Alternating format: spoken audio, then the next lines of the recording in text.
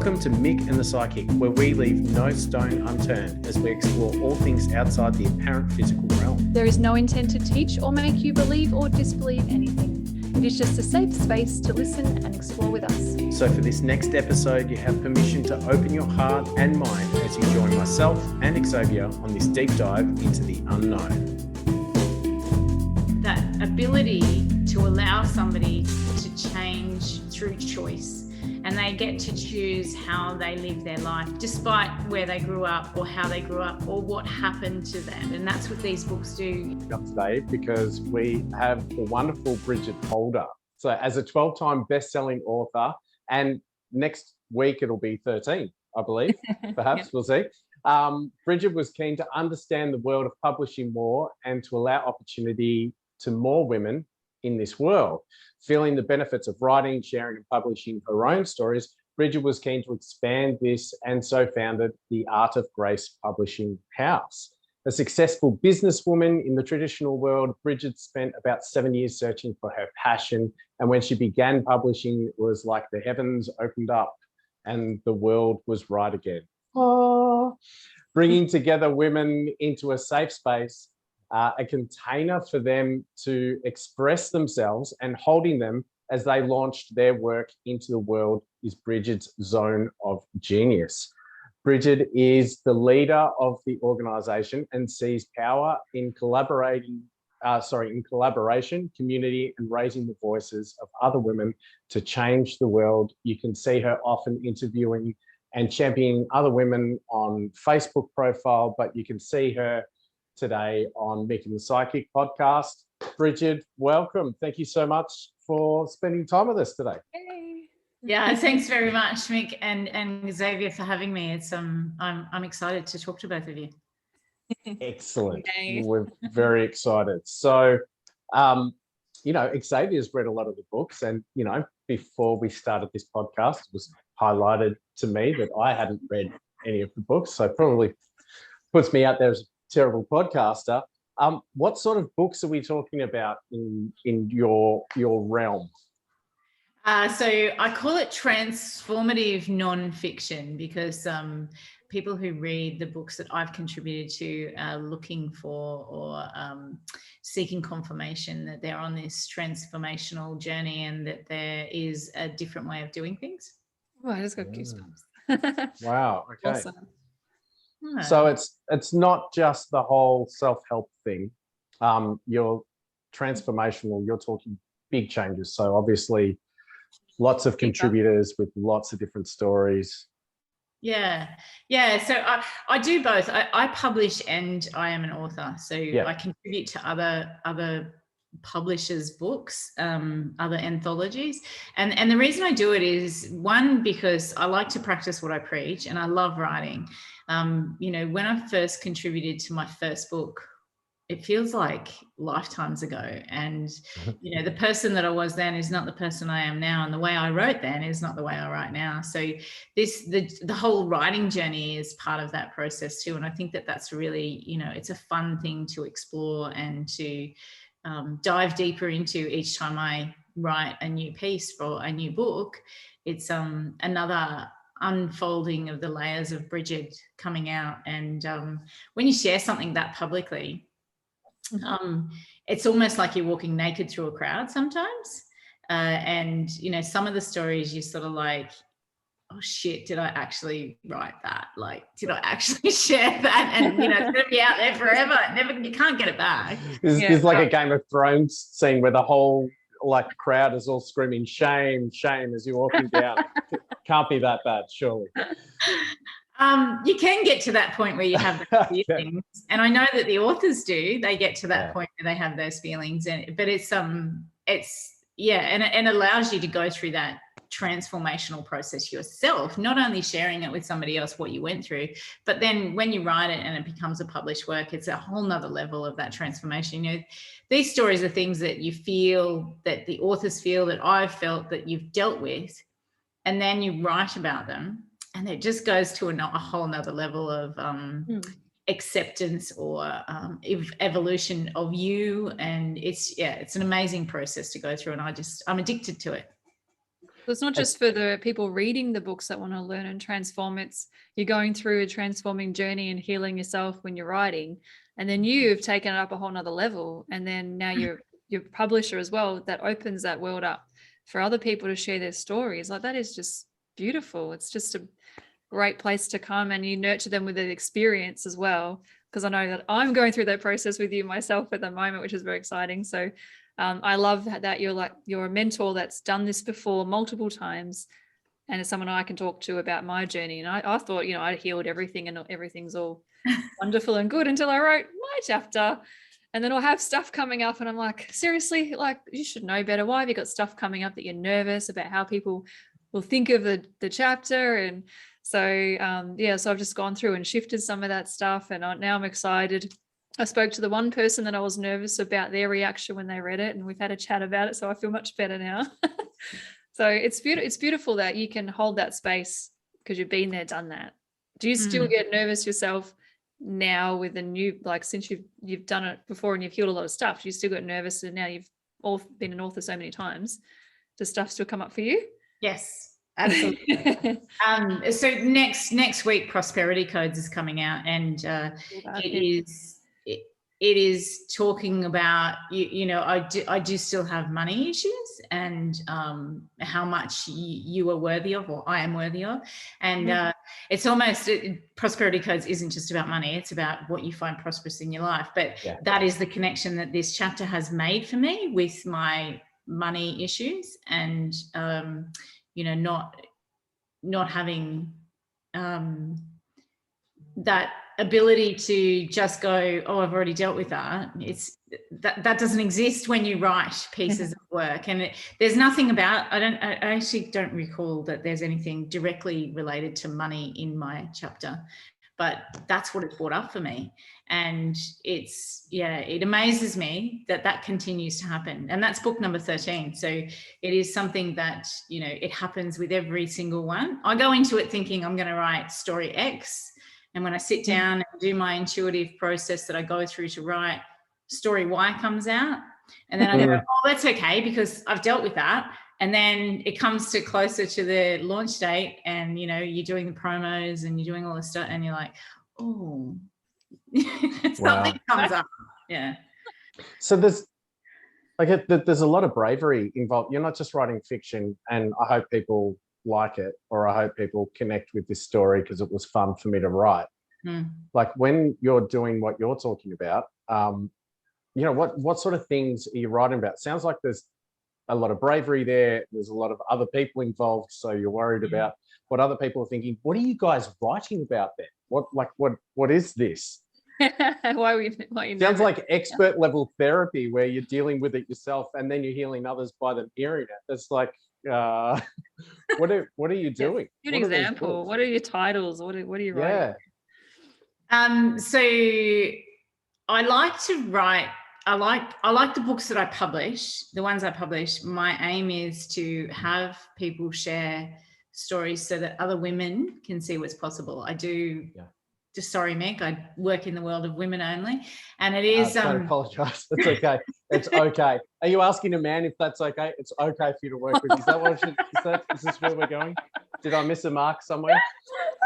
That's funny. So it is something that I'm really passionate about, showing other women what's possible. So the stories can range from, it's life experience from one woman to share the lessons, so that another woman can learn from the lessons of others who've walked the path before them. And, the titles, Intuitive is obviously a series of books that I'm doing with the Art of Grace Publishing House. But my other titles are titles that disrupt. So I have F Motherhood, and I have He, Her, Raw, which is women who've experienced domestic abuse, successful women who've experienced domestic abuse. And I am about to launch Bully, which is, women who've experienced bullying in their life and how that has shaped them. And it's something that I try and do topics that are not talked about enough and need more publicity and need more people talking about their experiences so that others can learn from, what's possible once you change the current reality you're living in, and you can move forward in your life. Did we miss some of this it's not handing down of knowledge. Did we miss some of this kind of sharing in our society where, you know, you do have to do these books specifically for women about stuff that, well, it's clearly taboo, if it's stuff that's not talked about much, or it's not easy to talk about? Have we missed something there, or is this something where we're at a stage where our consciousness is a bit more open to, hey, we need to not stand for this kind of, you know, behaviors in our culture anymore? Like, what's driving it, do you think? I absolutely love that question. I think it's twofold. I think that storytelling has become something that is on a screen. And, you know, our kids get screens when they are, you know, before they can walk, they're looking at screens. Yep. And it's just the way society has gone. And I'm not judging people for doing that. It is definitely the greatest babysitter that was ever introduced to the world. Bluey's the best babysitter that's ever existed. Hands down. And, you know, storytelling has switched to the screen. So we're not sharing our deep, intimate life stories, which has far greater impact than anything you can see on a screen. And, you know, it's something that when you read something, we were talking about this before we came on, when you read it from a paper book, it is completely different to experience what you see on a screen, because somebody else. Everyone says that when they watch the movie. Yeah. Like, the movie's never as good as the book. Yeah. More details. Yeah. Is it because you're interpreting more, because you're reading it, you're using your imagination perhaps? And you're relating it more to your own life. So you feel the person a lot deeper when you're reading, because you are looking at it through your eyes, not through somebody else's eyes, and you can create the image that really sits well with your life. So that was the first part. I think that storytelling has just moved from the screen, and we're not sharing our stories as deeply as we used to. And if you look at the Indigenous people, you know, that's how they handed down their knowledge, was through storytelling, and they still do it through storytelling. And I think that, you know, we really need to learn from that as a Western culture to embrace that storytelling, and that's one reason. And now, and even then, they'll be doing that in like a women's circle. Do you know what I mean? With the women as well. So it's, you know, that's nothing new that you would do that, and same with the men.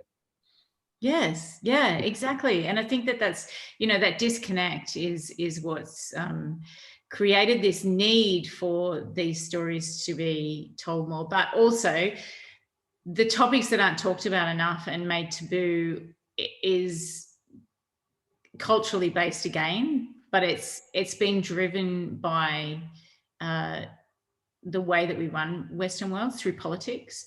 And you know, it's not good to talk about these things, because those numbers, we don't want those numbers to increase, we want them to go down, and they're not. So when people become advocates for these types of topics that I'm writing books about, they do get to see the light of day, but that light of day has it's like a lifetime.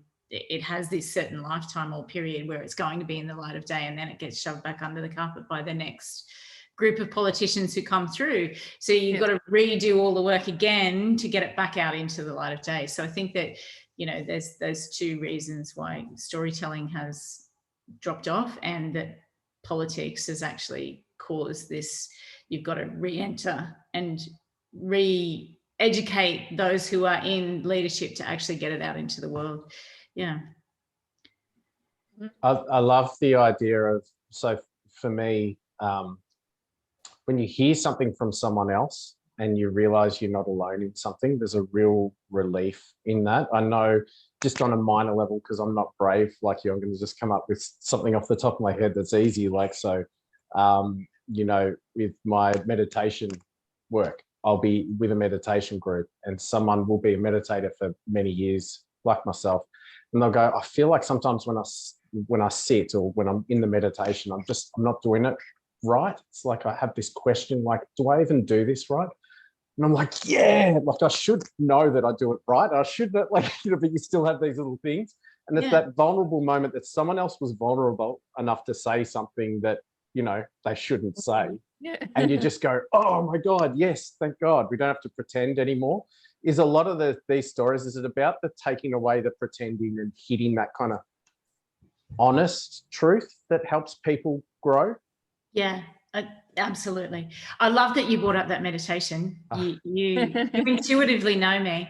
So I have a story about that. So when I first started sharing stories on social media was how I started writing. And I shared a story about meditation where I thought that people who meditated were hippies, and I had this preconceived idea of what a hippie looks like. You know, they've got tie-dye clothes. They dye their hair. Often got dyed hair, or they've got dreadlocks. They probably smoke pot, all this sort of stuff that I had as this preconceived idea of what people looked like who meditated. I love that you're admitting that. That's gorgeous. Well, that was my vulnerable moment. When I wrote that on social media, and I probably only had about 2,000 people on my friends list at that time and no followers. And when I wrote that, I got inundated with messages from people, like directly and on the comments. And it was like this whole eye-opening moment for me where I was like, oh my God, I just shared something that I was crazy scared about sharing because it was a judgment that I had on other people. And I really try not to judge other people. And one of my best friends is what I call a hippie, and she is one of the, most beautiful human beings on earth. And I felt like I had to justify myself by saying, she's one of my best friends, but I had this preconceived idea that they're the only people who meditate. So I wouldn't meditate for many, many years. I wouldn't meditate because that's what I believed is, you had to sit cross-legged too, was another part of that judgment. Of course you do. Otherwise you're not doing it right. So that whole not doing it right was definitely something that I had. And that's where I started to write stories, was from that moment where I saw that what I shared actually created conversation around what I was sharing about. And I hated at the time. I don't know whether it was exactly at that time. I think I was still in the guts of hating motherhood. So for the first 10 years of my eldest life. That's not possible. But you're a mother, you can't hate motherhood. You're not allowed to, exactly. What sort of woman are you? You don't tell anyone is what you do. Exactly. And that was my whole issue. And when I shared that story in my very first multi-author book, the impact and the ripple effect I got messages from over 130 women I didn't know.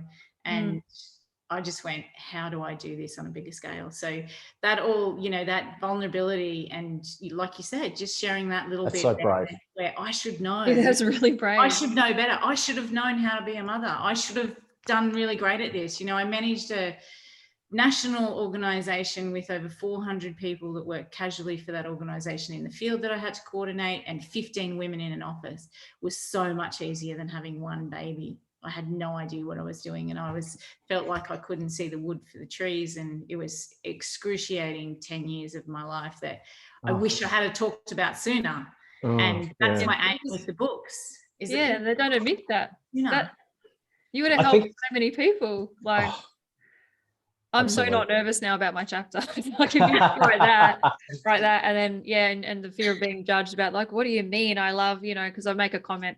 I just on Facebook comments, for example, you see someone complaining about something to do with motherhood, and then others are like, but children are a blessing, and you should put them first and do everything for them, and blah blah blah blah blah. And it's the most. And then someone else just wants to go vomit, but they're too scared that they'll get judged for it or something. So you're like, that's just so helpful, because we all have those moments, whether it was as dramatic as how you felt as completely hating it for 10 years.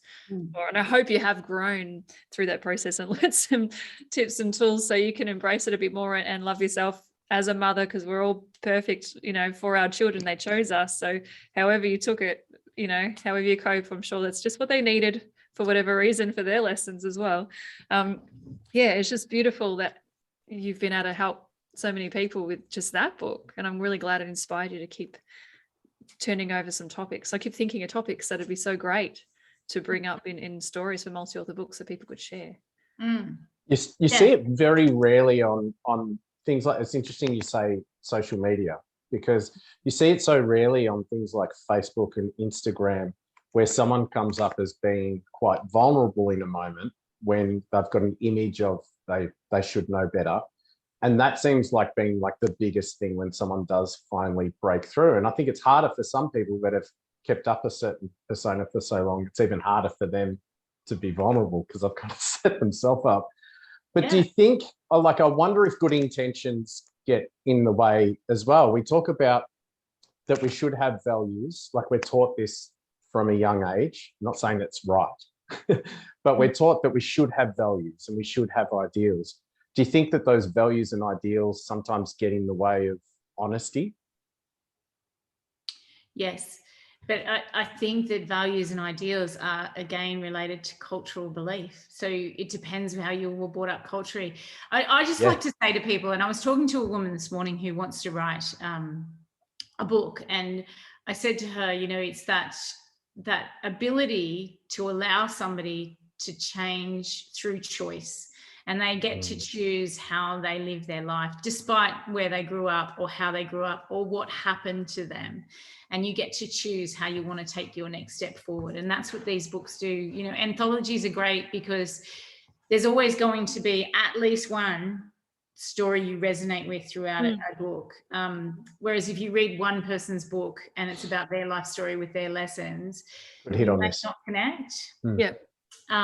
But with an anthology, you're going to, it's often the case that you'll connect in a way with every single story, but because they're all so different. But it's something that, you know, you don't have to read every chapter either. So you get a book and you might read the person you know, or you might read the person you know and their mentor, or you know how there's a connection with somebody else in the book. And it's everything for a reason is what I believe. And it's like the stories will come to the right people at the right time when they're ready to hear them.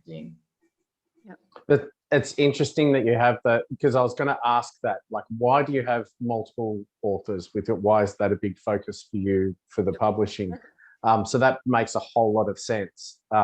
Is it where people are at different stages as well? Because I know I read things later on and I may have read it before and I'm like, oh, I get it now. Like I just needed time. Do you find that it's different in, like, with not just different stories, but are there different stages that people are at in your books? Yeah, absolutely. So I always get the question with Intuitive when I'm onboarding authors for the Intuitive books. It is something that they ask is, oh, I don't think I'm quite there yet. Like, I don't, but your journey is just as important as the destination. And is there really a destination? Are we really ever going to get there? You know, not, you know, actually my son yesterday in the car, he is almost 16. And he said yesterday in the car, he's made a realization that there's no such thing as when I do this, I'll get that, or when I have this, that will happen. He said that when never actually comes. He said, because when you do that, you're changed and you don't actually get there. So that destination that people think that they're getting to, if they're on an intuitive path and they're diving deep into their own intuition and trying to connect better with it, or, you know, their psychic ability has come through and they're trying to connect with it even more, and they think they're not quite there yet, are they ever going to be there? Is that destination? What a very insightful. At 16, imagine having that insight at 16. Because that's not just intuition, and that's like everything. That's literally everything. That's like amazing. You ask Federer if he's finally at his peak in tennis, you'd be like, do you know what I mean? It's just like, I don't think I ever got there. I was just, there's always more to go. And don't realize, and that's why you say what you're saying, like, and you're already there, and then you're still aiming for something else, but you don't realize you're actually in it, what you wanted before already. Well, there, I guess, is the striving, right? And so you're always striving no matter what level you're at. So you're always there and you're never done. So if you get that at the age of 16, oh my gosh. Well, he's actually the reason that the Intuitive series came about. Right. Please go. This is amazing. Okay. He sees me more than I see myself, and they always say you know your children are your biggest teachers, and I think that he always asks very provocative questions, and it is something that I was probably just coasting along life. I was looking for something else, as my bio says. You know, for 7 years I was on this search for what actually lights Brigid up and what makes Brigid want to get out of bed every day. And not feel like she's going to work, because that saying that is around, I don't know who said it, but if you find something you love and that be your job, then you don't work a day in your life. And I think that I was on that search all the time. And when I shared my story and that came about, I had to talk to the boys about, this is not you that I am talking about. It's me. It's my experience as a mother. I love you with my whole heart and soul. There's nothing more on this earth that I love, but this story is about my experience as a mother, not your experience as my children. And it's not about you. And that's when he sort of started to share his intuitive thoughts with me. And it was really, it really shifted me, I think, really quickly. Like, I've always been intuitive and knew that I was struggling with motherhood, but my instinct was to not tell anyone and keep that a secret and hide it all. And when I started to talk about it, it just got so much easier. And like Xavier asked, I did find the tools and techniques, but it was him who would say things to me about, you're a great mum. I don't understand why you don't like it. Like, what is it that you don't like? And he would ask questions that were very thought-provoking. And, back then it's, oh gosh, how long ago is it? 6 years ago almost, that he started asking these questions. Wow. Yeah. Little therapist in the making with the right coach. Yeah. Like, it's the right kind of questions to get you to think about and process it yourself, which is fantastic. Yeah. Quite So that's confronting. I always thought, once I started the publishing house, the first thing I thought of was, I've got to write books about intuition. What are they going to be? And then I just kept on asking, what are the books? And when they drop in, they drop in. So yeah. Right. Yeah. All right, we're going to get to that, because you just said that like that's a normal thing. Maybe it should be, but like the concept that it comes up, we've got so many themes that come up in our podcasts. They just come up, and one of them is intuition as well, and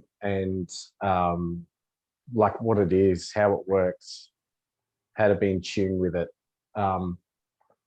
That shows a lot of bravery as well, I think, if you're running a publishing company based on intuition.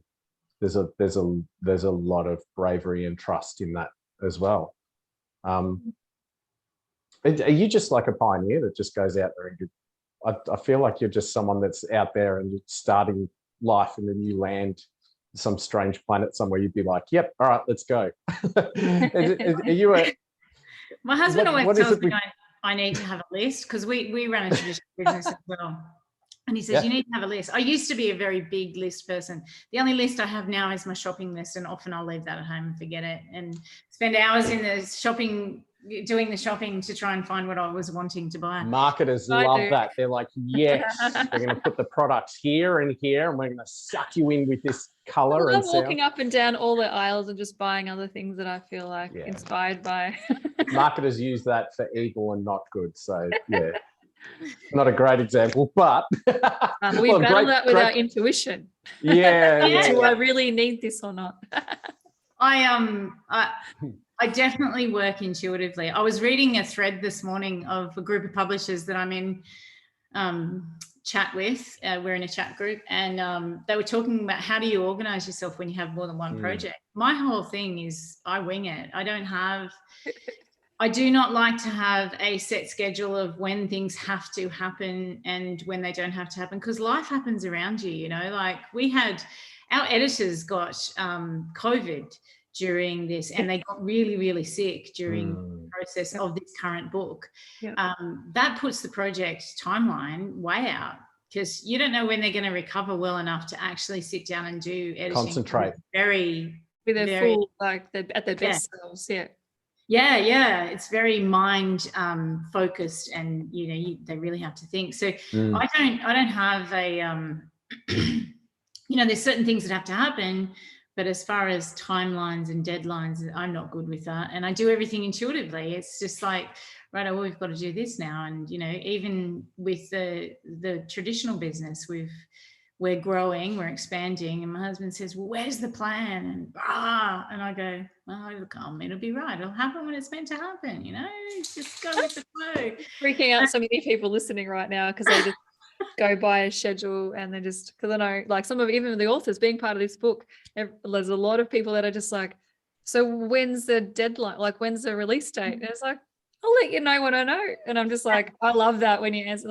I'm like, this is great. Sometime in May, awesome. Yeah, and but I need the date so I can work to a timeline. Yeah, so eventually I have to get to that point, because a lot of people live that way. But it's something that I really like it, because it's so much easier to live that way than to live by a list. And that, yes, you do have to have to-dos, but you don't have to have this set schedule that runs your life. It's like, okay, I run my life, not what I do. It doesn't run my life. I love that. Do you think it would help? Sorry, Nick. Would you think it'd help you cope better when spanners get thrown in the works? Like the editors, the poor editors got COVID and got sick. Like, if you're not too stressed and structured, like by the structure and everything has to be done by a certain time, when a spanner does get thrown in the works, you can deal with it. Do you think you deal with it better because of that? Because you're a bit more I actually get stressed when there are deadlines. Like, it's like, oh my God, we don't have enough authors, or we haven't got the editors locked into this book, or that stresses me out more than being able to wing it. That winging it just feels so much more comfortable. And I do block out time in my calendar just to hang out, not do anything. It's like that whole choice of how you live your life is something that I strove to get to for so many years, and now I'm there. It's brilliant to live in that space. And ironic that we have to schedule that time. Yeah. No, I mean, I schedule it as in I block my calendar so nobody. Yeah, I know, but I'm just saying the irony of it. First. Yeah. That actually reminds me of one of my favorite sayings that I say to people, because it's back to meditation. I heard this once, and I'm like, if you really think about this for a second, if you don't have 10 minutes a day to meditate for 20. Mm-hmm. Yep. Yeah. That's right.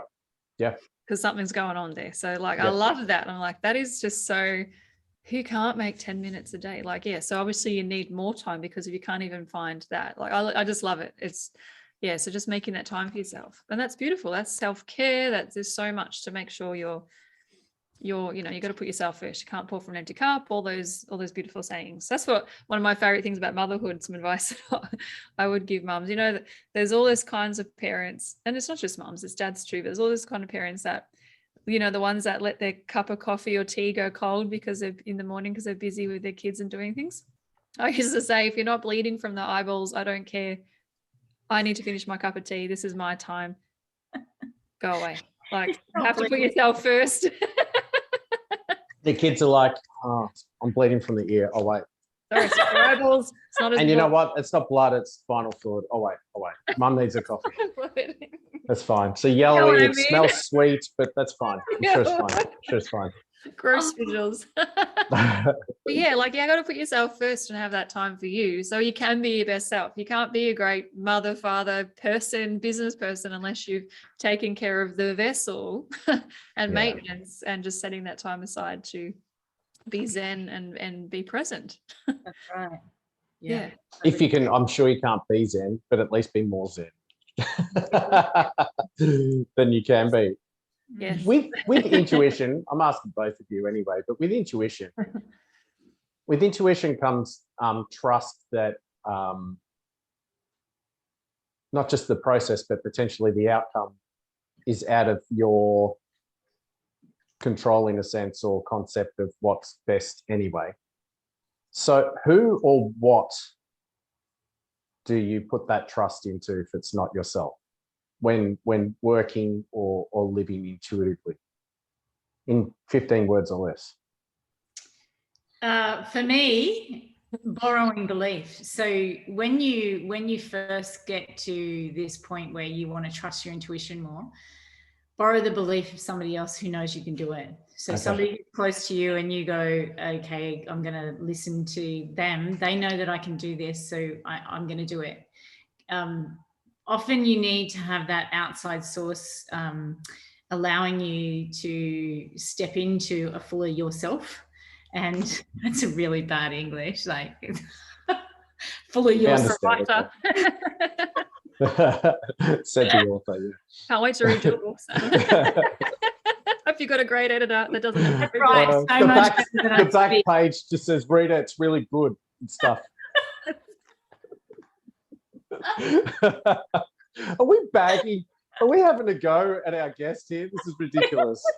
Please continue, because what you were saying has a lot of wisdom to it. Yeah. Oh, So it is, that borrowing somebody else's belief, but I have always connected with what I call the universe.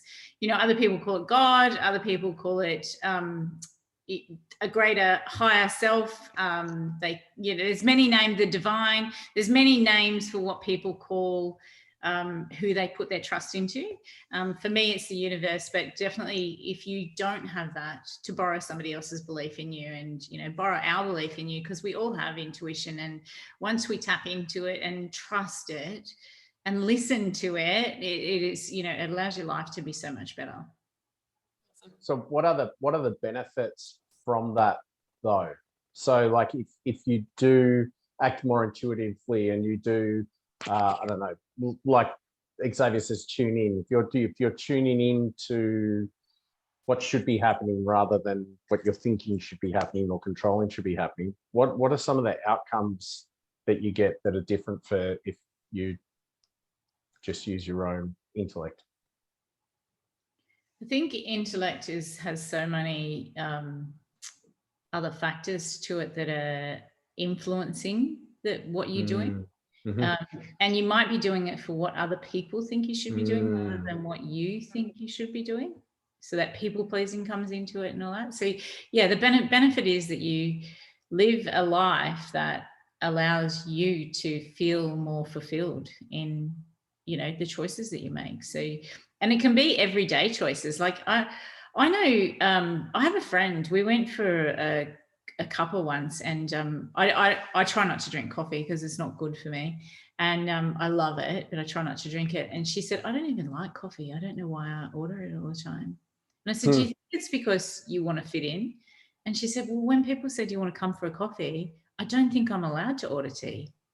Yeah. And I'm like, oh my God, it's as simple as that. Like she's been drinking coffee for 10 years because she thought that she had to. Because that's what you do. Yeah. Yeah, it's not. And it was, unconsciously she was doing this until I said to her, oh, I'm having tea. And she went, oh, we can do that. Order a juice, like go crazy. This feels like that Canadian club ad where they all stand around going, I don't like beer. I don't like beer. I'll drink it because he drinks beer. Like it's good ad because it's true. I think like 50% of men all just went, yeah, I don't really like beer that much. Yeah. Interesting. So in that example, this is the kind of a bit of a dichotomy though. Like what you're explaining is that by giving up some control, you're actually getting more control. Perfect. That's exactly what I was trying to say. So you should be my editor. No. But it's interesting. So but that is quite a that's tricky to do. It's like releasing that control. You get the control. That's it is brave, isn't it? That's brave. Yeah. It's my story, Mick, like he's always wondered how you can be so like just that trust in the universe. And I would like to take it up a little bit even more, because I'm sort of learning that, like I said, the universe as well, Brigid, so we have that in common. But then we are the universe. Like, are we manifesting and asking the universe to make sure there's a car park for us in front of the shopping center, or are we creating the car park because we've asked for it? Like, is it us or is it the universe? Are we all one? Are we all connected? It's like, are we actually making it happen ourselves? So, because what we think we create. So we actually creating that space, whether it's a car space or for something to come into our lives, or is it the universe just magically doing it for us? We have to think about it first. So we're manifesting, we're asking, we're putting it out there, we're changing things. So if someone is really down and low vibrational and stressed and worried about getting sick, or something breaks in the house and they're expecting something else to go wrong, and then it does and it keeps happening, isn't it the same the other way around? We're expecting good things to happen. We want to be in flow. We're excited about whatever opportunities pop up and seem to have good luck all the time. I believe we're attracting that because we expect it.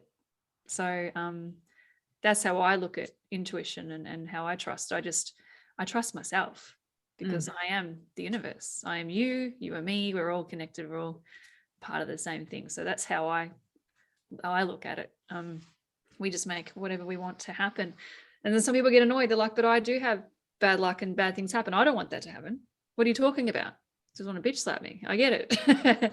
But then it's like, pay attention though, and have a really good think about your thoughts. What are you actually thinking about? What are you giving your time to? Are you accidentally, without even realizing you're doing it, complaining a lot?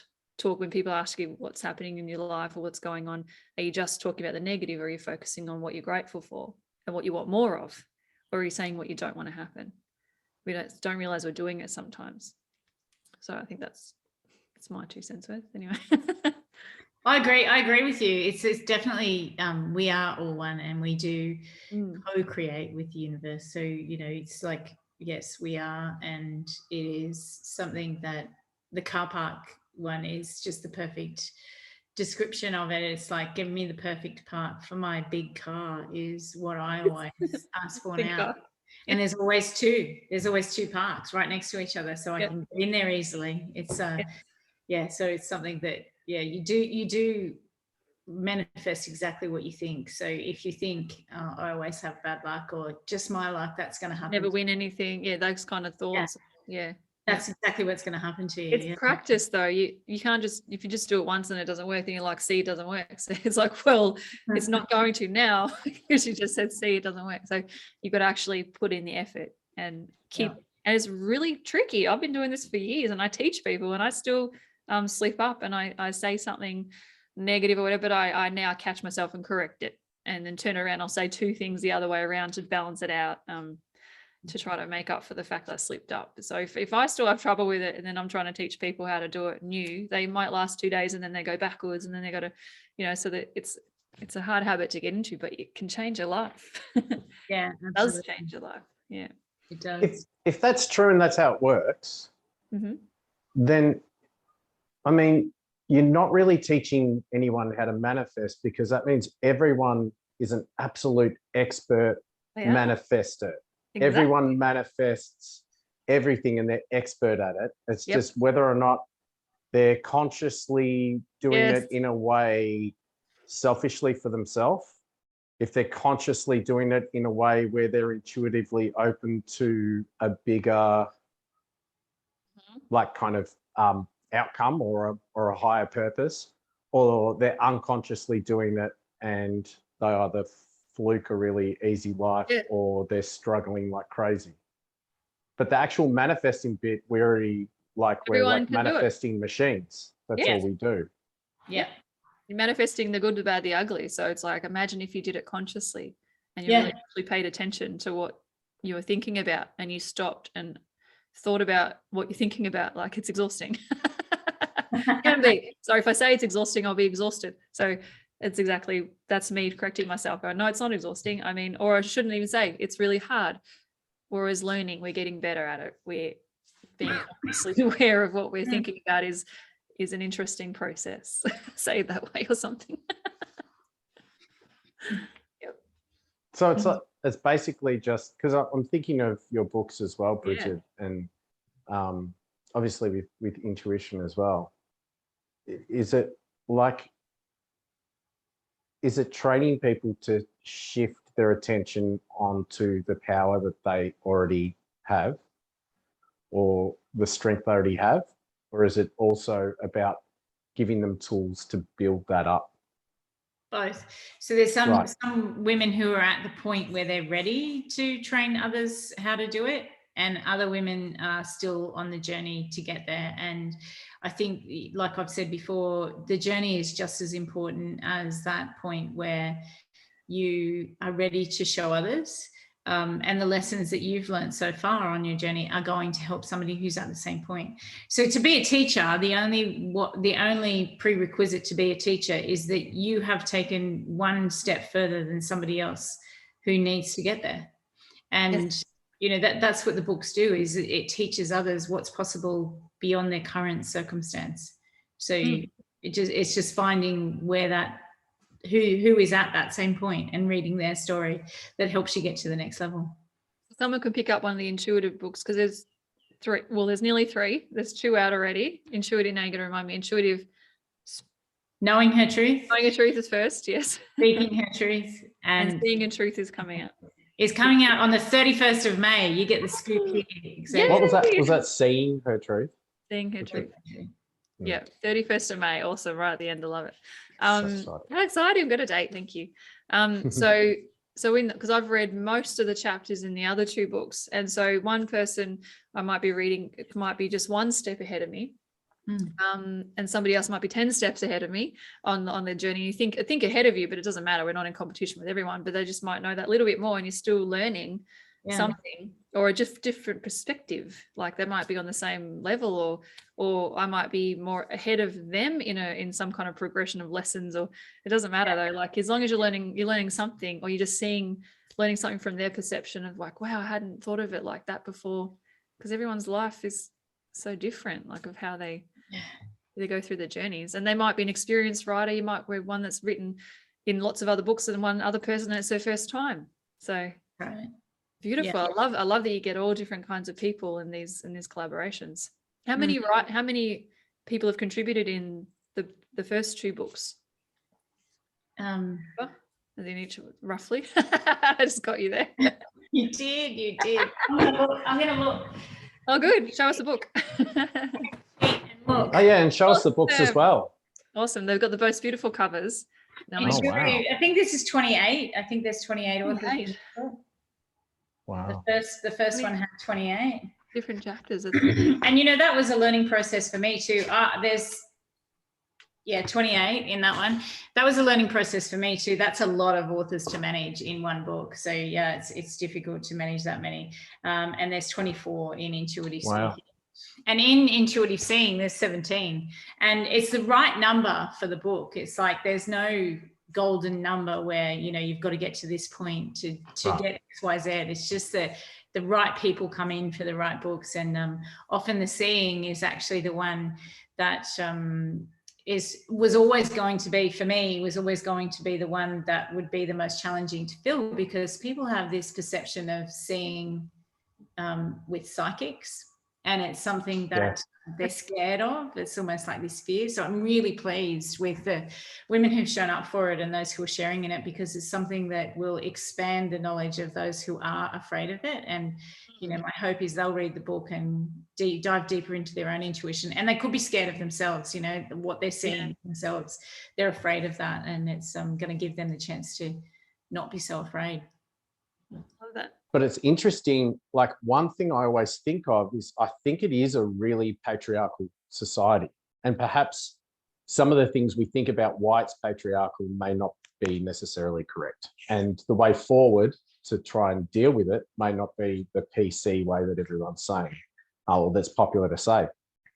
But do you think, this is something that I've always seen, is that when you're talking about intuition and a lot of these superpowers that women generally have, over the years, like the patriarchal society seems to have like pushed that down. And like you look at what happened to witches, any kind of intuition or psychic ability or anything like that, well, that's evil, so kill them.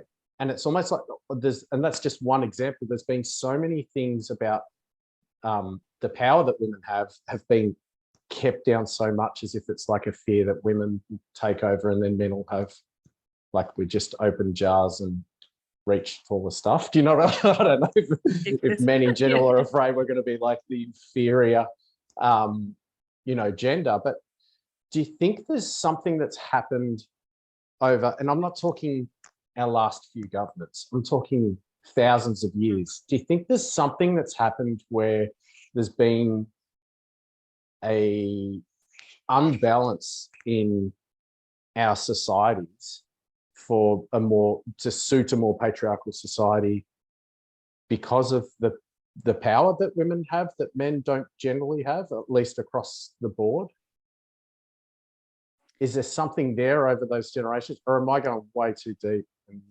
No, I think that generational trauma actually shapes a lot of how we are, and that a lot of women are still attached to those witches being burnt at the stake. And that's, you know, they dumb down their own abilities because they feel that they're not worthy to share this, or they are afraid of their own abilities because of their generational trauma that they don't even understand they have.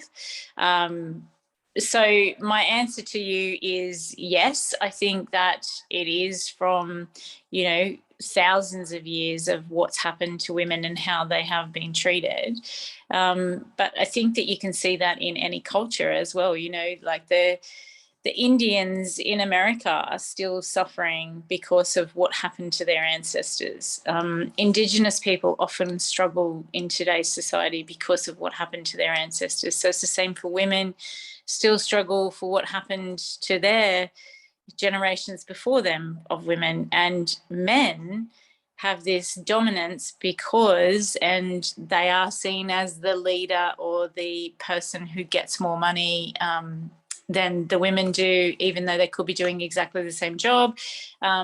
It's because of their generations before them, and they still stand in that power. So I think that just women need to let go of those traumas, or the cultures need to let go of those traumas. And once they are healed, but, you know, it has to happen for everyone, not just be an Xavier.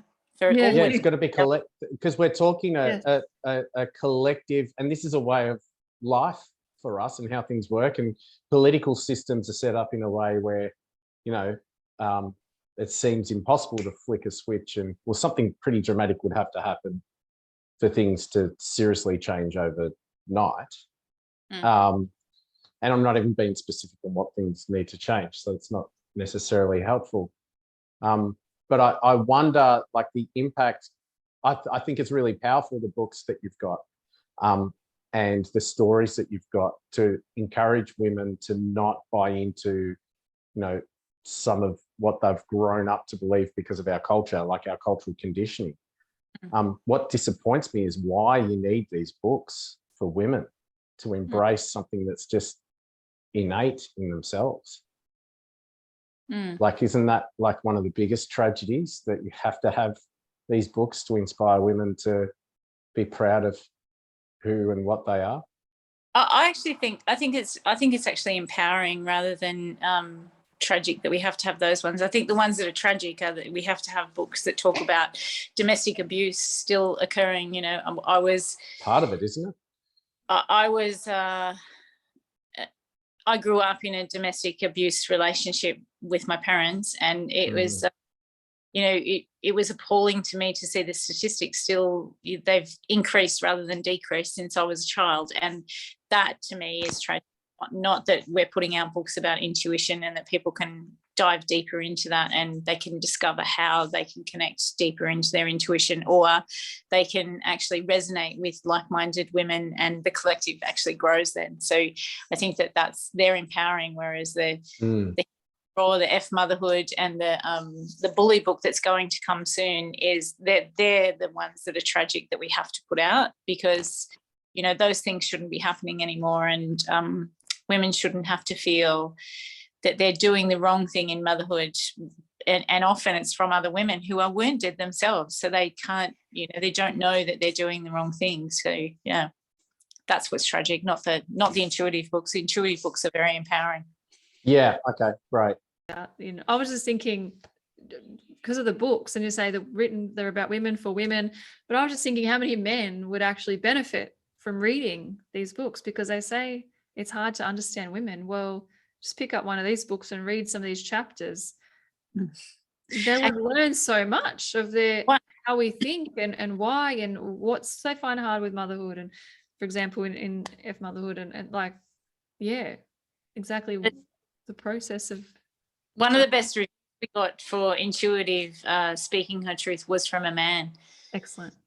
Yeah, and it really does highlight the fact that they can get so much out of it. But yeah, they are targeted for women from women. There's a lot of touching on narcissistic relationships in these books. I've seen a bit of a theme of that going on. I want our teenage boys to read these books.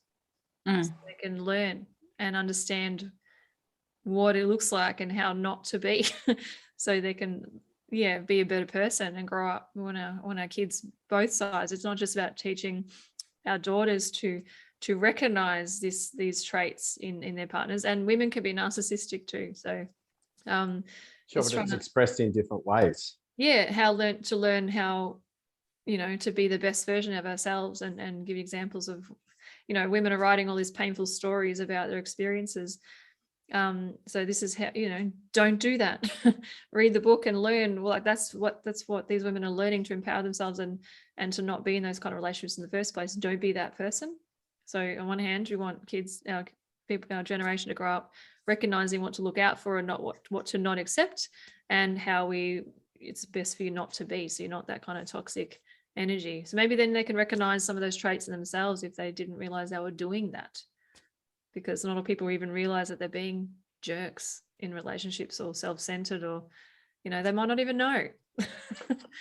I guess that's the thing though, like it'd be great, however, the mindset of wanting to even read one of these books to understand what women are thinking or feeling outside of, is it a way that I can get into their pants easier? It's like, no, it's like, oh, well, I'm not going to read it. You know what I mean? Like, totally would be, but to find out what women want, like that whole movie was really about how can I get with more women?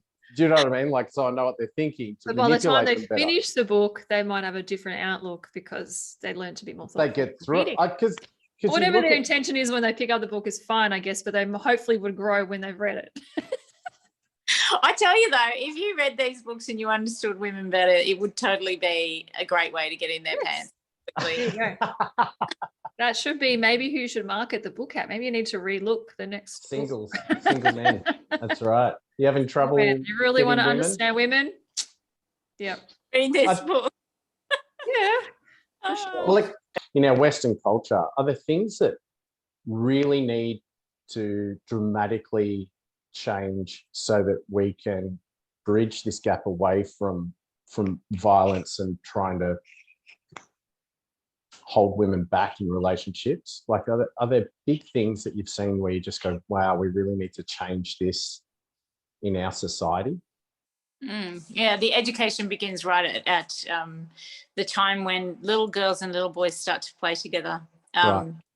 Because, when the girl comes home from school and says, oh, little Tommy, he pulled my hair today. Mum says, well, that's because he likes you. Yeah, that's my favorites. Setting them up for that to be okay for the rest of their life, instead of saying, well, Tommy shouldn't express himself in that way. We need to talk to Mum.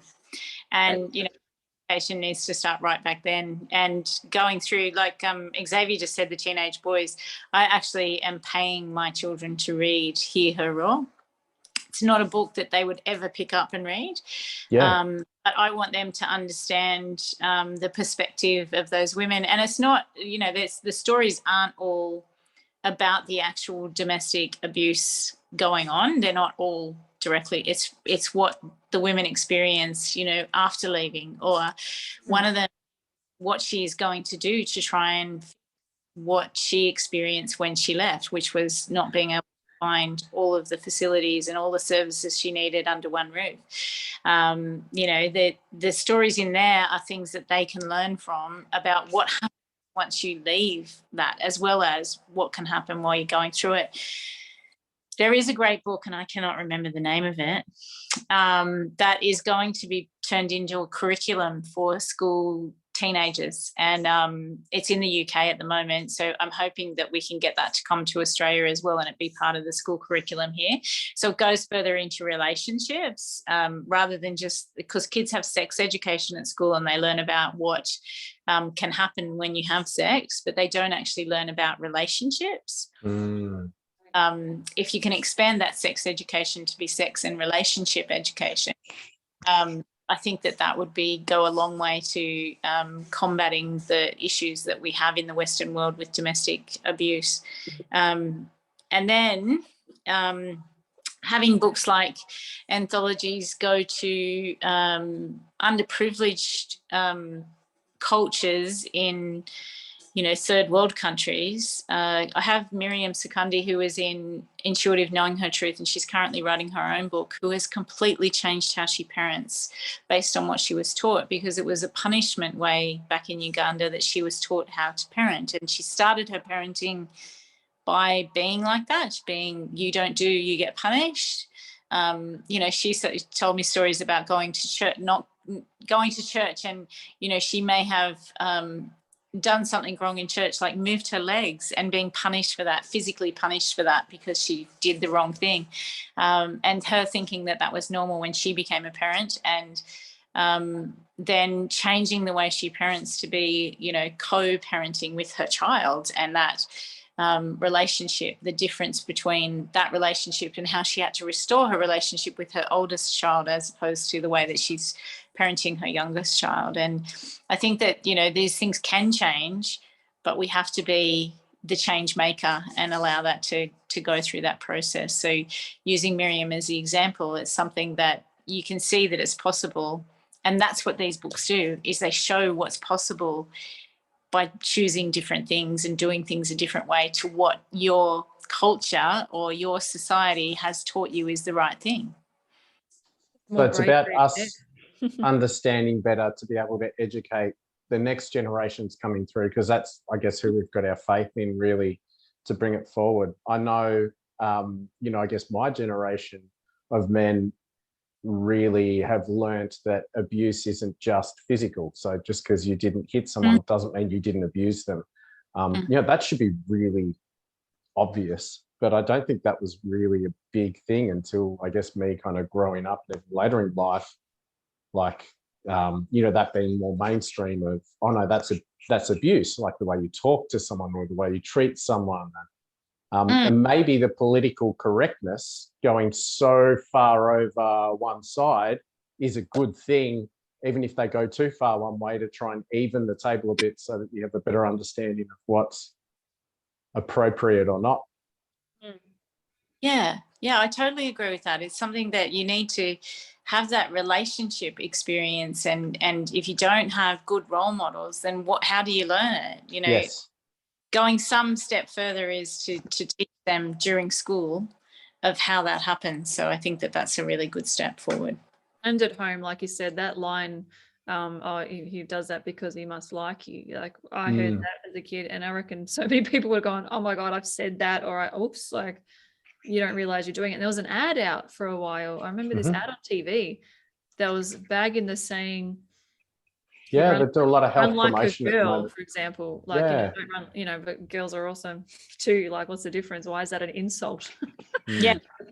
Like, so many that can, run faster than he can, all that kind of stuff. And it was about that whole, how they behave, seeing their dad be violent and then doing the same thing. So starting at home. That's really important. Just watching what you say and focusing on equality more at home, and would be a great start. Which is women and men, I guess, like better understanding, like it's all of our responsibility. We talk to our teenagers about it with the sexuality and relationships now. Yeah. About making sure everything goes both ways. Like, we have that conversation to do with sex and relationships to our teenage boys and girls, to make sure they understand that all of it's equality. You shouldn't just be all for one person. They need to give and receive. And I'm looking forward to reading that book. I haven't read it yet. I found the book that I was talking about, because I actually wrote it in my chapter. I actually went back and wrote it in my chapter after I changed it. So in my chapter in this book, I talk about elimination and what you can do to help eliminate it. And one of the things was, teaching the teenagers about red flags in a relationship. And her book is called Be Kind, No Excuses by Ree Pearson. I knew her name, but I couldn't remember the name of the book. Be Kind. And it's being turned into a curriculum for school in the UK. And it's amazing to go a step further than just talk about sex education. To talk about relationship education is, because if you don't have those role models at home, I still struggle with relationships because of how I grew up seeing that relationship as my role model. And I really have to think about the way I behave in relationships because of that. Yeah, we only know what we've been taught. So, and then we look to other couples and marriages and to sort of compare yourself to as well. Like we just do it instinctively. Like, so the more we can read and learn and learn it from a younger age is so important, because if the kids have only got their own parents really to go by. Yes. Yeah. That could keep some messing up generations. That's not just on, relationships. It's on, being in touch with your intuition. Obviously, I lead my intuition because my now 16-year-old leads with his intuition. He does things intuitively. If he wants something, he thinks about it until he gets it, and he talks about it until he gets it. And it's not. There are steps you have to take to actually get things that cost money, but it's getting things that aren't costing money. He's getting because he's thinking about them and concentrating on them and stuff like that, because he's watched my example. It's not. I haven't sat down with him and said, this is what you have to do. He's just heard me talk about it time and time again and share my stories. And that's how he has learned, is through that storytelling. So, yeah, very powerful. And I guess the reason why I started that, I'm so sorry. But I guess the reason why I started that is I always wonder or imagine, I haven't tuned into anything. I'm not psychic or anything like that. Yes, you are. Okay. Stop it. I'm a very powerful psychic. But this comes from just, I wonder if there was a time when we were all a little bit more connected and in tune with things and intuitive. And I wonder if that time was a time where there was less patriarchal control over our societies. But I mean, I'm asking that and you don't know. But I wonder what you think. I think you're right, because if you look at how congruently our not so much the Western world ancestors, but Indigenous ancestors lived together, it was so much more peaceful and relaxed, and nature was involved a lot more, and screens have definitely opened the world up in a different way, and it's in a lot of ways it's not a good thing. And stuff, yeah. Yeah. Hence I can't be your editor, because that was the most laser focused I could get. Stuff. Themes. Very much the world that we live in now. And, there's a lot of comparison too that occurs. I see it. Canberra is a place where a lot of people do things because other people have done it. So you may not need a new lounge, but you go get one because the person that you work with in your office bought a new one, and theirs was only 3 years old, and they did it because they did a complete remodel on their house, and they needed a new lounge because the old lounge didn't fit. If I was to remodel, I'd remodel the house around the lounge I had, if it was not like, it's just that whole perception of I've got to do it because the Joneses did it. I was just going to say keeping up with the Joneses and not saying So that again is moving away your attention from consciously manifesting what is important for, I don't know, you or those around you. I kind of rebel a bit and do the opposite. If the Joneses are doing it, I don't do it. Whatever's in fashion, I will not buy it for at least 2 years, because I don't want to be like everybody else. Sounds like it's just as unconscious manifestation. It is, yeah. No. I never like the most popular thing.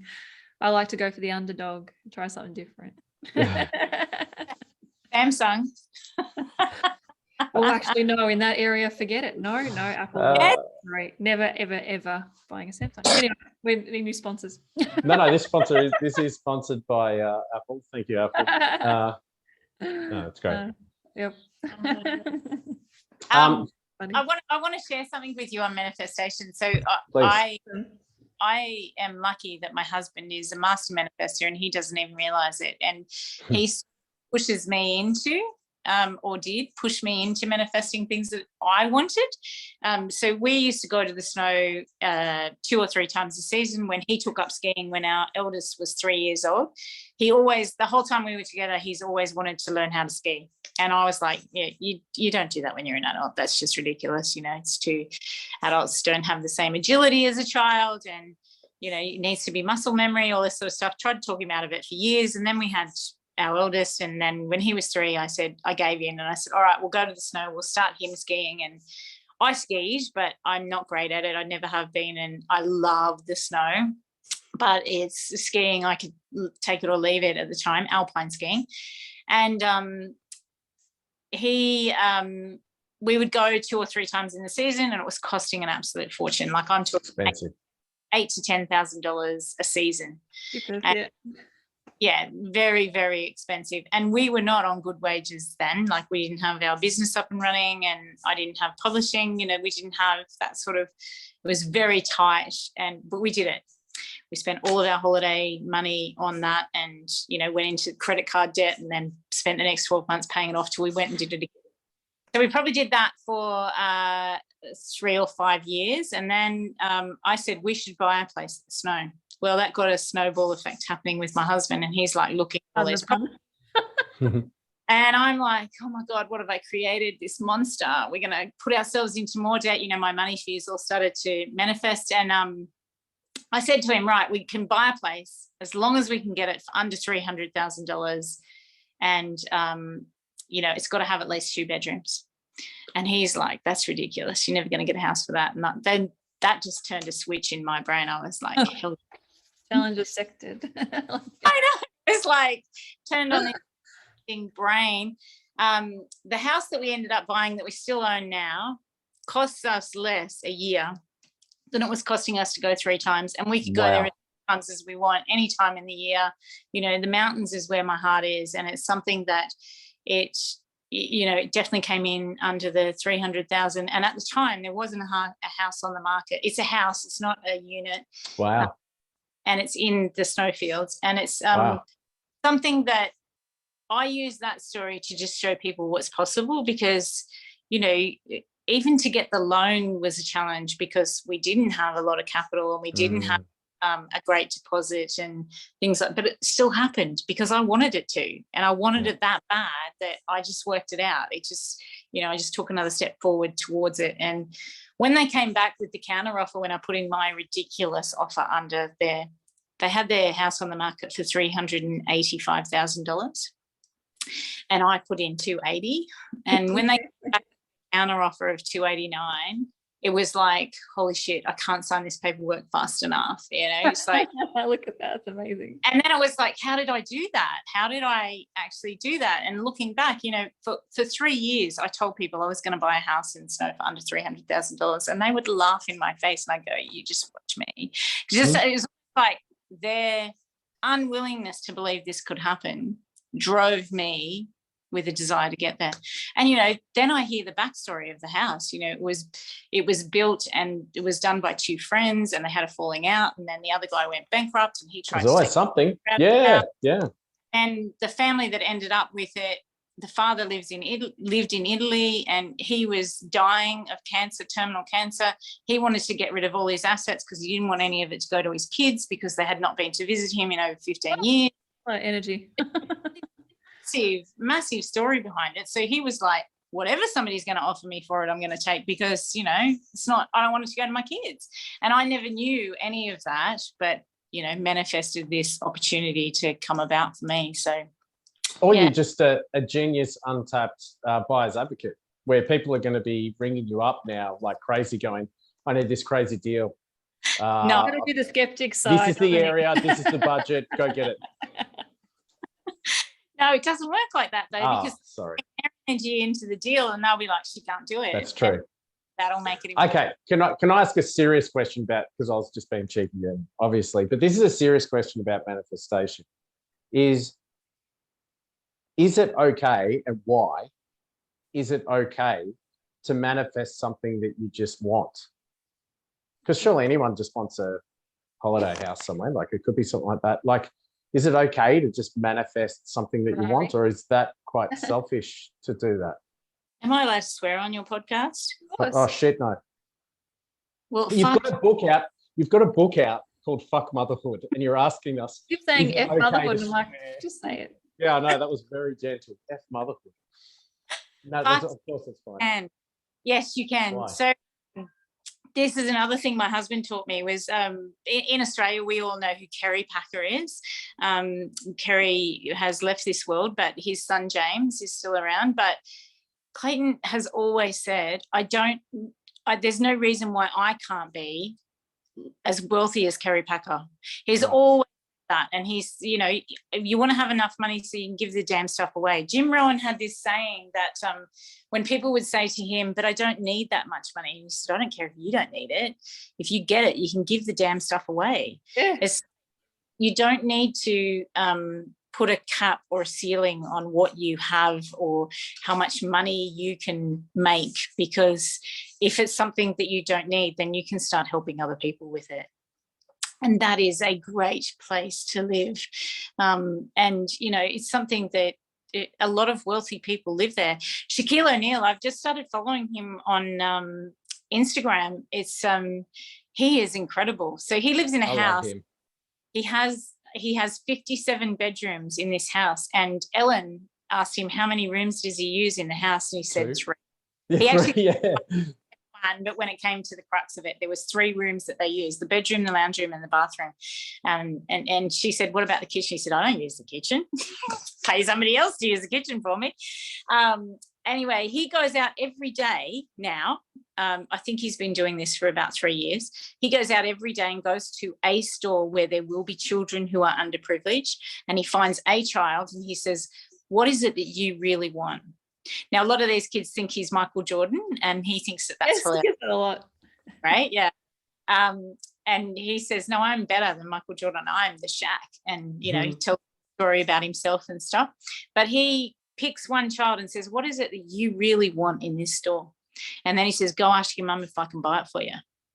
And of course, the mum's always going to say yes, because she realizes who it is. But every day he goes out and does that just because he can. And imagine living in that space. Like, imagine being able to do that, to make a child's year, which is probably what he's doing, by buying them a push bike or a scooter or, anything. It's like he buys electronics. He buys whatever the child says they want in that store. He buys as long as their parents say it's okay. And I just think that everybody needs to know that if you want something, that's totally okay. And there's no reason why, if it's money, that you can't go beyond the ceiling that you're putting for yourself. So some people say, I want to make $1 million. Why only $1 million? Why don't you go for 5 million? Why don't you go for 10 million? Because it doesn't, when you get there, that's not going to make you happy. What's going to make you happy is what you can do with that. And especially what you can do with that for other people. And that other people might just be your family. It might just be your children, that they don't have to live the life that you lived. It's something that, I'm really passionate about this. I'm glad you asked this question, Mick. I'm probably sure you can tell I'm really passionate about it. Yeah. And, that because I am like that now, I'm attracting these things like Shaquille O'Neal. I never knew he was doing that. Quite sure a lot of people don't know he's doing that. A lot of good people that do that, but we just think it's all the jerks who seem to have all the money. But you don't know. There's lots of good people doing great things with abundance. Yeah. Keanu Reeves lives. I was just going to say, Keanu Reeves is a great example. You must be psychic.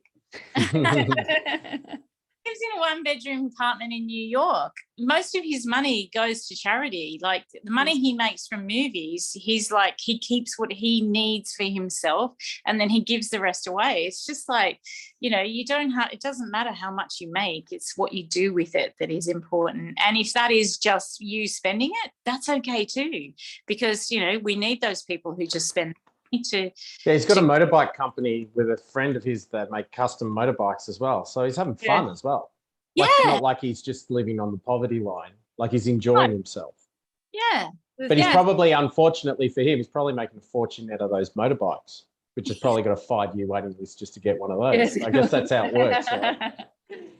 But that's the difference between people who are wealthy, I think, and the people who aren't, is that the ones that are believe they deserve it. and they have this mindset, whether it's really so much in business or they're just lucky or they won touch lotto, whatever the heck it was.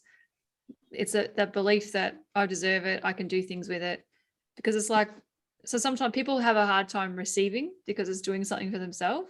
And so they'll want to manifest something or hope they'll win something, but then it's like, oh, but somebody else that's doing worse off than me might deserve it more. And as soon as you say that, you've just cancelled out that abundance for yourself, because you're saying you don't deserve it for whatever reason. So there are people in different, this is a hard, like I talk about this with my fiance all the time, because he believes that only the jerks and the bad people who, there's drug lords out there doing horrible things, making so much money. So it's like, well, why do they deserve it? It doesn't make any sense. Manifesting, like, that's just, they believe. I was going to say risk as well. Yeah. It's like danger money, really. I know this sounds bad, but if you're a drug lord, there's a lot of danger money. You're probably going to get shot and killed. So so it's basically danger money. It's danger money. Exactly. Yeah. It's just how they've, and hopefully more people that are good right down to the core and want to manifest for the greater good of others as well. It's not just about them, but you're allowed to enjoy. Like, how could I teach people about manifesting and if I'm not leading by example and showing that I have abundance in all different ways and doing great things with it. I remember I was listening to some psychic tell me talk about abundance, and she's like a real Aussie hawker, totally broke, can't manifest anything for herself, but she's trying to teach other people how to manifest. And I'm just like, you're not walking your talk, like and it's not to show off and rub things in people's faces, to show that I can create any frigging thing that I want to. We're currently at manifesting building a house without a mortgage, and we're going to damn well do it with the same mindset that you got that house for in the snow.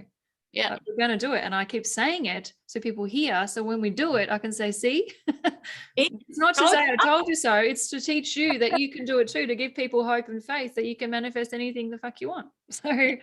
So is it only good to manifest stuff for yourself if you're going to have an abundance that you'll give away afterwards? No, it's okay to keep it. It doesn't, it's just if you feel uncomfortable keeping it, make the damn money and give it away. That's Jim Rohn. Okay. So that's a way to get past the block that you have that I don't deserve it. Then all right, we'll make more than you need and give away what you need to make yourself happy. Yeah. So but it's not a case of You can say I have so much abundance that I'm comfortable. I'm more than comfortable, but I have so much that I can help other people. Like, you can say it like that any excess that you do get, you could create. But I guess if that wasn't really what you actually believed, that it might not happen that way. But like I said, evil jerks make lots of money too. So it's kind of like, how is it fair? It's just the way they think about it. They might also not be evil jerks. It might just be because you've got a problem with money yourself, and anyone with money is an evil jerk. I like that. Exactly. They might think, it depends. I'm talking about people that are pushing drugs out there and to young kids and so those kind of people that are making lots of money. Johnson & Johnson. Yep. What drugs? What are we talking about here? Cigarette companies? Sorry, I'm just working it out. What do you mean? Drugs in nightclubs and stuff, but all illicit drugs. Illicit drugs. That's what I mean. Okay, they're just not connected enough. I actually put Johnson & Johnson in the same group, But anyway. By the way, who is not going to be a sponsor of our show, unfortunately, after that statement. So I'm very sorry about that. It's fine. I've just unmanifested a very powerful sponsor for the show.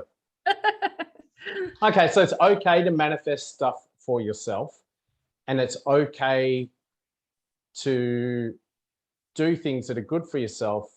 And what stops us from doing that is not the magic that's in the air. It's ourselves having our own worth, that we really deeply believe that we're worth it. So I presume it's not just saying to yourself, no, it's okay. I deserve this success. It's about actually believing it in the heart. Is that? I know I'm describing maybe a book that's about to come out from you, but I actually don't even think you need to believe that you're worthy of it, because if I had sat down and thought, if I was worthy of having a holiday house that's in the mountains, a snow chalet, so to speak, would I have thought I was worthy of it? Probably not. So I don't even think it's a matter of believing that you're worthy of it. This is borrowing belief again. Yeah, but it's believing that you can have whatever it is that you want. It doesn't have to be attached to whether you're worthy of it or whether somebody else thinks you deserve it or not. I get sad. People say, well, one of my sisters says, it's okay for you, you're rich. And that really used to bother me. Like, I would think, I've worked so hard, and I put a lot of energy into everything that I do, and I give so much to people and all this sort of stuff. And that was the response that I had. But now I'm like, yeah, I am. You could be too. Yep. I have no feeling about it now. If she says it, she hasn't said it for a number of years, but if she was to say it now, I would say, yeah, I am. And you could be too. It's a choice. It's how I live. That helps you attract more abundance rather than that negative energy about it. Rather than being envious of somebody who is rich or really well, if you can be like, I'd love some of that energy, thanks, send your good vibes my way, I'll take some of that. Like Clayton, I don't know why we can't be as rich as Kerry Packer. There's no reason why we can't, is there? And there isn't. There is no reason why you can't. Yep. So it comes down to how you are in yourself more than anything, because there's plenty of people that are rich that are constantly, well, that, from a perception of me, I think that they're quite wealthy, but within their circles, they might not find themselves wealthy at all, but they haven't done enough. And so worse issues too. People would, they're constantly working on themselves or, trying to go through their own struggles of not being worthy of what they have. And you see that with a lot of, Dick Smith is a great example. He's been wealthy and lost everything. I think it's 5 times. And that comes down to him not believing in his worthiness. And it's not about bad business decisions, just that. It's about pretty clever. not believing in his worthiness. And he will talk about that now, that he realizes that's what it is. Whereas, the 3rd time it happened, he was like, why does this keep happening to me? Oh my God, woe be me. This is the 3rd time. But, after 5 years, the lesson. Yeah. So then is it that with manifestation, it's okay to manifest whatever you want because you're worthy of it, but don't manifest it in the sense that when you get that, that'll be all right. Like coming back to your 16-year-olds, like it's not okay to manifest something because then when I have this money, I'll feel better. Yeah. Or the opposite, where people look at, say people that work in ashrams and things, and all they get paid is food. And it's like, well, of course they're more meditative and better and more centered. They've got nothing. It's not fair. You know what I mean? Like it's the other way around as well. You've either got nothing and then, the world is your oyster, or you got everything in the world is your oyster. And then anything in between, you're miserable trying to chase something. Is it that manifestation is not good when you're manifesting money, so then I can relax and enjoy myself, when you should be doing it now? No, so I don't think is that not everyone's path? Yeah, it's different for everyone, but okay.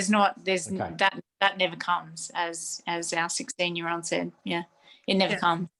Just learn to be grateful for whatever the fuck you have at any time, I reckon. Like you can manifest and attract things to you, but you can just always take that time to be grateful for what you have now. So you can't manifest more happiness. Amazing things. You've just got to be it, because you're already there. You just got to be aware of it and in tune with it.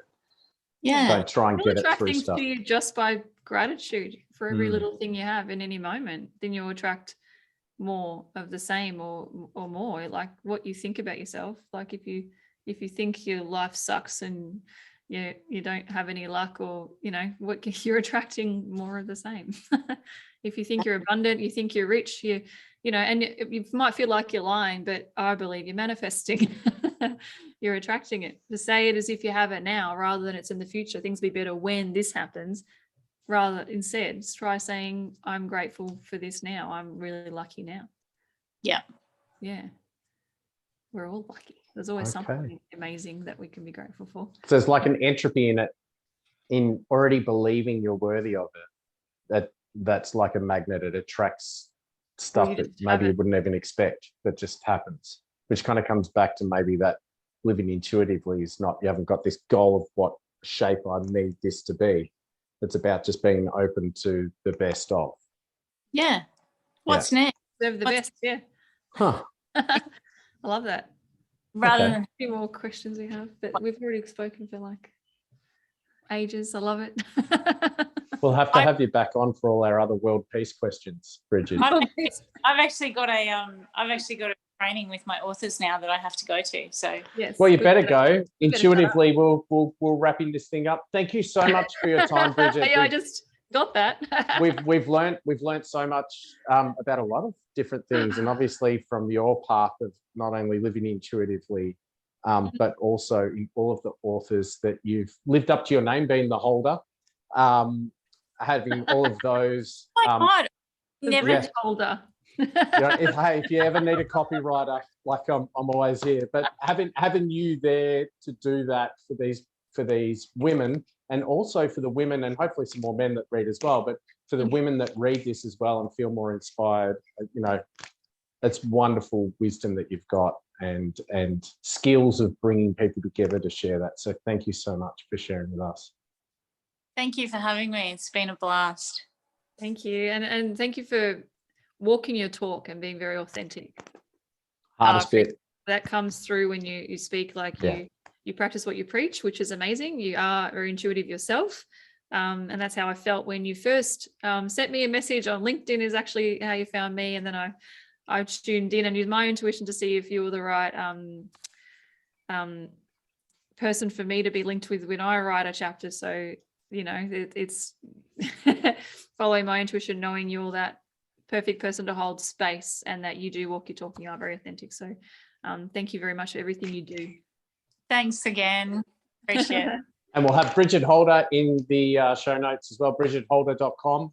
That's where they can find, obviously, all the information on books or everything that you're up to. How to read one of her books. Yeah, we'll put it there and all your links. Yep. Awesome. Excellent. Thank you, Brigid. Thank you. Thanks, guys. See you later. That's it for another episode, but that doesn't have to be the end of the conversation. Feel free to leave your comments on our YouTube channel, or for those podcast listeners, you can email us at mickandthepsychic@gmail.com to leave your feedback or questions. I'm a certified hypnotherapist and timeline regression therapist.